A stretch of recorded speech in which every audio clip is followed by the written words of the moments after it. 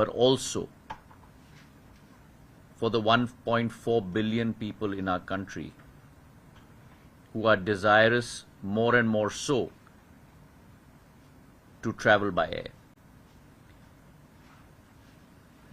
This landmark transaction, very close on the heels of the Air India order. That order comprised of 470 aircraft, 250 with Airbus, 220 with Boeing. India has set another landmark with this largest ever recorded order by a carrier with any aircraft manufacturer in the world. What is also important to understand is the multiplier effects of civil aviation and the direct and indirect economic multiplier effects. Every dollar invested in civil aviation yields $3.1 in terms of new growth, as well as the employment multiplier. Every direct job in civil aviation results in 6.1 indirect jobs in the sector. And therefore there are tremendous dividends that accrue from a ever expanding civil aviation sector. As I have mentioned many times before, not only is the airline sector growing from a fleet size of 400 in 2014, we have witnessed a 75% growth to a fleet size of 700. We have witnessed the birth of many countrywide carriers like Akasa, regional carriers like India One Air, Star Air, and many others. But also, you have witnessed orders being placed by India's foremost carriers, which are greater than the size of India's total fleet in 2013-14. A fleet size of 400 in 2022-23 has been eclipsed by a single order of 470 aircraft by Air India and now a 500 plane order by IndiGo. I must also underline here that we are, whilst we look at an expanding fleet of civil aviation, 400 to 700 to hopefully close to 2,000 aircraft over the next 7 to 10 years. We're also looking at expanding our infrastructure footprint from 74 airports to 148 airports, waterdromes and heliports. Growth in our 6 metros from 221 million throughput capacity on an annual basis to almost 420 million throughput capacity by the year 2030. And we're also looking at now creating, with this expanding footprint, creating an international civil aviation hub within India.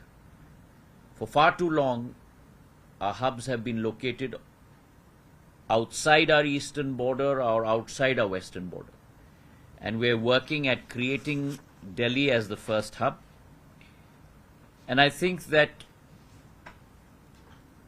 with the expansion of infrastructure, with the expansion of fleets, with the expansion of creating an international footprint within India, the Prime Minister's dream of democratizing civil aviation has now become a reality as civil aviation expands its reach, on the one hand from our metros to our Tier 2 and Tier 3 cities, and on the other hand across the 7 seas to multiple continents across the world. And therefore, suffice to say that it's time to seize the skies, and I must congratulate the team at IndiGo and wish them all the very best in the days to come. So on the engine part, there are still an element of doubt that what I'm sorry? Engine parts, sir. The recent history with the Pratt and Whitney.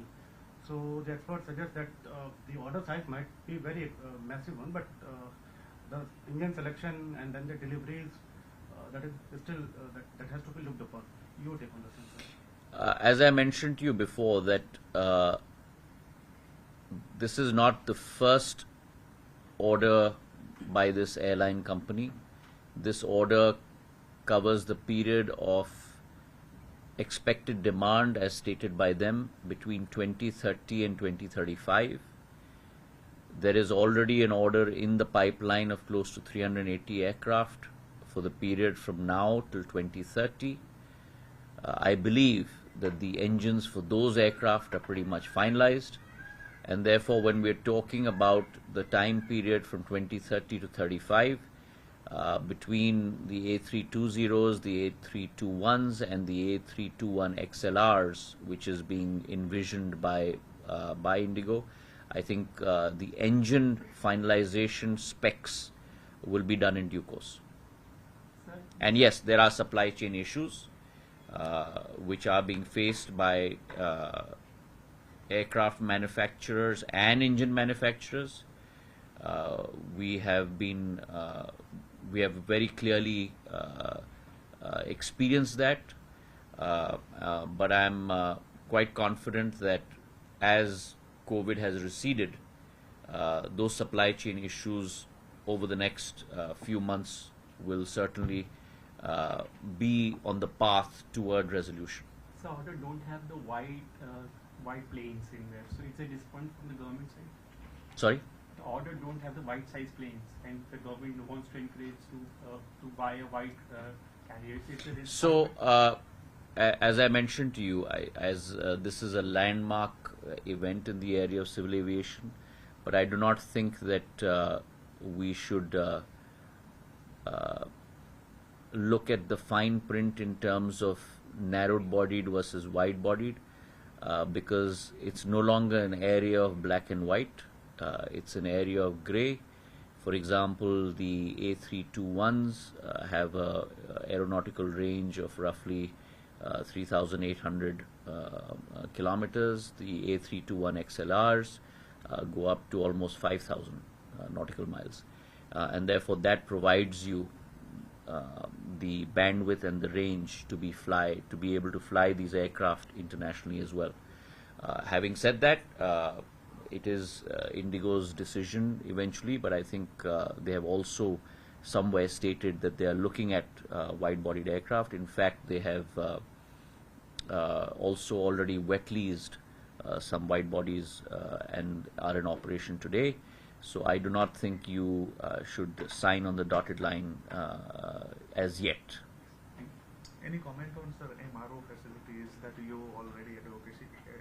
So I have always mentioned to you that it is time now for the ecosystem of civil aviation to have a very firm footprint in India. This is an industry that works on economies of scale. This is an industry that works on market size, and that economies of scale argument and market size argument today has presented itself over the tenure of Prime Minister Modi's government. We have seen that taken firm foundation and firm roots.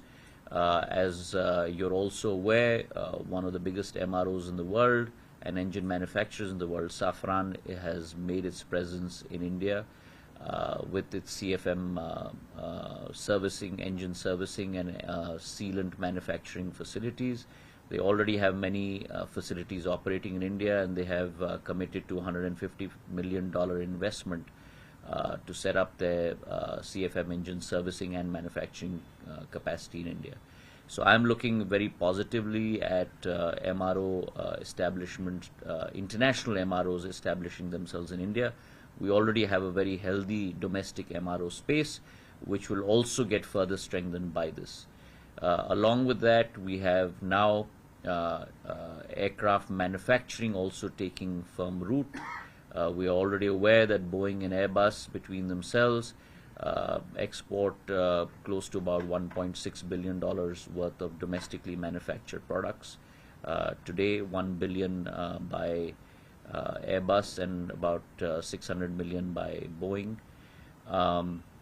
And that is also growing tremendously. Collins Aerospace is in India, Raytheon is in India, and now the Airbus joint venture with Tata's to manufacture the C295 facility in India is another 40,000 crore investment, where 5,265 sub-assemblies will be sourced from India.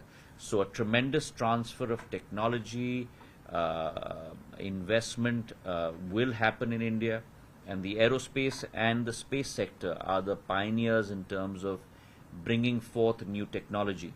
And I think that with this large investment and continuing investments coming into India, we will see the ripple effects of that technology transfer coming into many other industries which are analogous with civil aviation. So how do you see PM Modi's visit?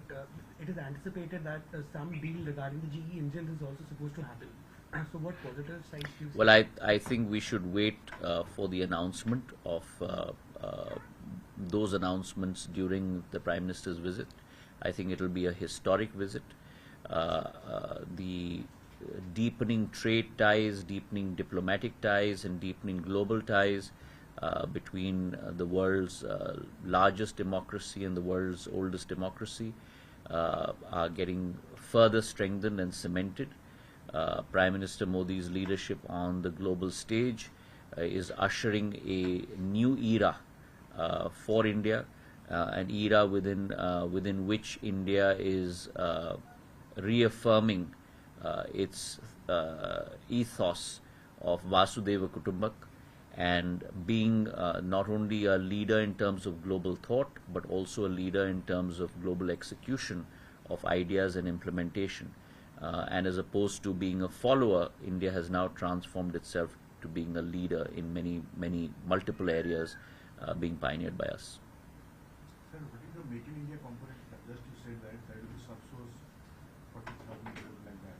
So what is the total volume of the Make in India component? That was of my reference was to the 40,000 crore joint venture between Tata's and Airbus for the manufacture of C295. And naturally, when a industry comes into India, the advantages and the ripple effects of that, as I've mentioned, through the 5,200 odd sub-assemblies that will happen in India, will accrue to many of our domestic manufacturers. In the volume, in the rupees term, how much we can say that? Well, that will, as I mentioned, it's a 56 plane order. 16 are going to be built in the facility in Spain and directly brought in from there. The balance 40 will be manufactured within India. So do you think it's the right time for Airbus to establish a manufacturing line in India with such a two giant orders? Well, I don't want to be, I do not think that it would be right for me to advise Airbus as to what to do in terms of its international strategy.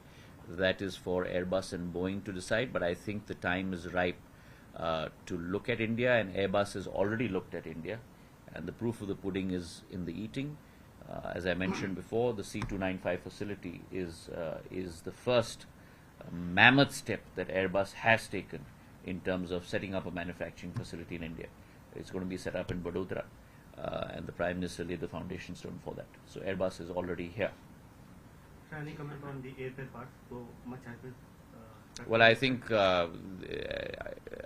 more than commenting, I think all of you do your due diligence and analysis at a threadbare level, and you yourselves have seen the reduction in fares over the last 10 to 12 days.